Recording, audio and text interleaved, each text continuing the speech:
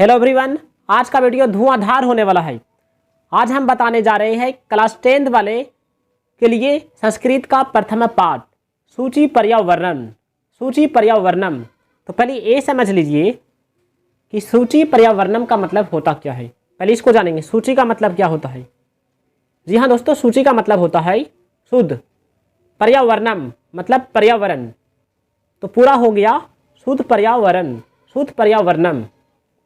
अब ये जान लेते हैं कि इसको लिखा कौन, इसका राइटर कौन है। इसका राइटर है, इसका कवि है हरिदत्त शर्मा। जी हाँ, हरिदत्त शर्मा। इन्होंने लिखता है सूची पर्यावरण। ठीक है, चलिए आगे बढ़ते हैं। यहाँ देखिए श्लोक दिया हुआ है। हम ये आपके लिए लाए हैं पार्ट 1, फिर लाएंगे पार्ट 2। पार्ट 2 में आपका हम इस चैप्टर को शेष कर देंगे। तो चलिए, ज़्यादा वीडियो लंबा ना हो जाए इसलिए हम प्रथम पार्ट लाई है। चलिए श्लोक का मतलब जान लेते हैं। दुर्बह मात्र जीवितम जातम प्रकृतिरेव शरणम। दुर्बह मात्र का मतलब होता है कठिन, जीवितम का मतलब होता है जीवन, जातम मतलब जीना, प्रकृतिरेव मतलब प्रकृति, शरणम। कवि यहाँ कहता है कि हाँ, जीवन जीना बहुत कठिन हो गया है, हमें शुद्ध पर्यावरण में चले जाना चाहिए। सूची पर्यावरणम। कभी कहाँ जाना चाहता है? शुद्ध पर्यावरण में। फिर से एक बार, दुर्बह मात्र जीवितम जातम प्रकृतिरेव शरणम सूची पर्यावरण। कवि हरिदत्त शर्मा कहता है कि हमें शुद्ध पर्यावरण में जाना चाहिए, यहाँ जीवन जीना बहुत कठिन हो गया है। दोस्तों, आप लोग ही जानते हैं कि आजकल देखिए यहाँ पर कितना गाड़ी चलता है, तो गाड़ी का प्रदूषण कितना फैल जाता है, फैलता है ना। तो फैलने के कारण प्रदूषण फैल जाता है, तो वहाँ पर जीवन कितना मुश्किल होता है जहाँ पेड़ पौधा नहीं रहेगा। जैसे मान लीजिए दिल्ली में, मुंबई में, बड़े बड़े शहरों में, बेंगलोर में, तो इस सब में ज़्यादा पेड़ पौधा नहीं रहने के कारण वहाँ धुआं ज़्यादा होता है, प्रदूषण ज़्यादा फैलता है। तो वहाँ का ज़िंदगी मौत के समान हो जाता है, मतलब वहाँ का आदमी ज़्यादा बीमार हो जाता है।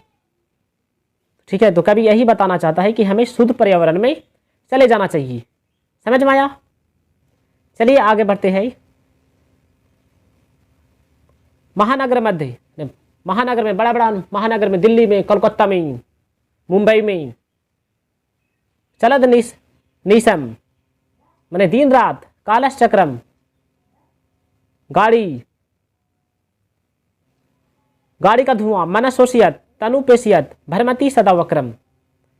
गाड़ी जो चलता है वहाँ दिन रात, वहाँ का काला काला धुआं जो है प्रदूषण फैलने के कारण मन को सोच रहा है, मन को सुखा रहा है।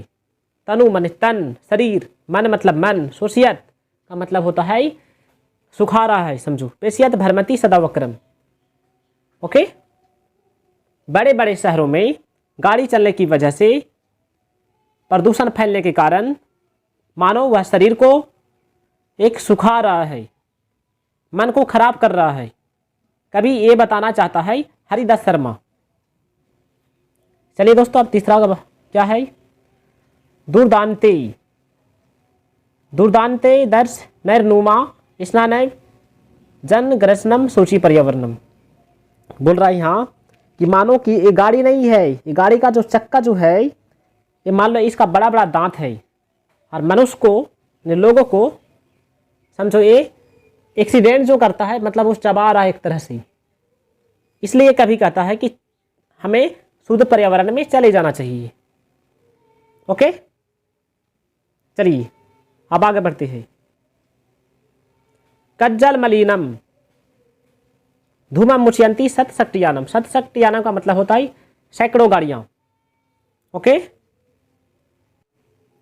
सतशक्तियानम का मतलब क्या होता है? सैकड़ों गाड़ियां जो है चलने के कारण वो काला काला धुआं छोड़ता है। धूमम मुचयंती, मुचयंती मतलब छोड़ना, धूमम मतलब धुआं, कज्जल मलिनम काला काला धुआं। सैकड़ों गाड़ी जो है काला काला धुआं छोड़ते हुए जाता है। ओके, चलिए अब वाष्पनयान माला मतलब रेलगाड़ी, रेलगाड़ियाँ। संध्यावती पितरंती ध्वानम। रेलगाड़ियाँ जो है जब वह जाती है छोड़ते हुए जाती थी। ऐसा लग रहा है कि वो माला बन रहा है, ठीक है, धुआं छोड़ते हुए जाती थी ट्रेन। ओके, यानानाम पंक्तयो हनांता मतलब अनंत, कठिनम संसारनम बोला इस संसार में जीवन जीना बहुत ही कठिन हो गया है, अनंत कठिन हो गया है। ओके, इसलिए हमें कहाँ जाना चाहिए? सूची पर्यावरण में चले जाना चाहिए, शुद्ध पर्यावरण में चले जाना चाहिए। दोस्तों, आपको इसे जानने से पहले आपको शब्दार्थ याद करना होगा, तभी आप लोग आसानी से इसे समझ सकते हो। देखिए यहाँ पर दुर्भामत्र का मतलब होता है दुष्कर्म, मतलब कठिन। क्या होता है? कठिन या दुर्भर। जीवितम का मतलब होता है जीवन। अनिशम का मतलब होता है दिन रात। कालचक्रम लोहे का चक्र। शोष्यत मतलब सुखाते हुए। तनु मतलब आपको बोले शरीर होता है। पेशियत मतलब पीसते हुए। तो सैकड़ों गाड़ियाँ जो है जब चलता है तो मानो कि वह चल नहीं रहा है, मनुष्य को एक तरह से पीसता हुआ जा रहा है। तो आप जरा सा सोचिए, इस तरह होगा तो क्या हाल होगा हम लोग को। हम लोगों को ज़्यादा से ज़्यादा पेड़ लगाना चाहिए। अगर हम एक पेड़ काटते हैं तो उसके बदले में 2 पेड़ लगा देना चाहिए, ताकि ऑक्सीजन की कमी ना हो, सांस लेने में कमी ना हो।